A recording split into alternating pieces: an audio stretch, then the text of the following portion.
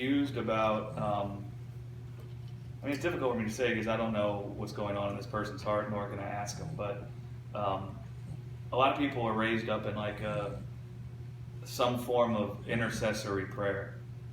And so they think that they got to intercede for people. And so what I've always just come to is that Jesus is interceding. Jesus is praying. Jesus is concerned about her family members and their suffering. He's concerned about them.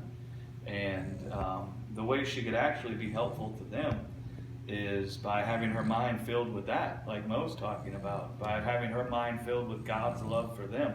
Not that God's indifferent and now he needs her to do this. I mean, Jesus is the only one, the only intercessor that we're not intercessors. You ain't interceding for anybody. Jesus is interceding for everybody. Jesus is praying for everybody. He ever liveth to make intercession, it says.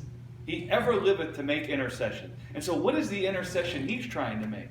Right? And so then what I would do is I would let my prayers be to be built up in the truth of what he's interceded, right? Like death is having a negative impact on your friend. Right. Her family member's death is having a negative impact on her. The fact that they're dying, it's having a negative impact on her. Well, what I would encourage her to do is to see how Jesus wants to intercede in her heart and do away with the effect that death's having on her, where she feels like she's got to carry this heavy burden for them, meaning she's got to intercede. Now, Jesus is interceding, man. He has interceded. He's conquered their death. Right.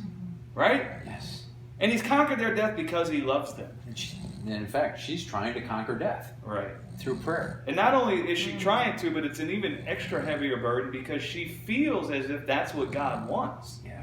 And she's even got an image of God as if he's indifferent to their suffering, but if she could pray enough, then he could be moved.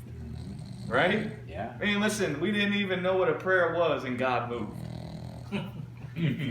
That's right. I mean, we didn't even, I mean, listen, we didn't know up from down, and God moved. Yes. It wasn't because somebody prayed that Jesus came. It wasn't because somebody prayed that God conquered death. He did all of that of his own volition.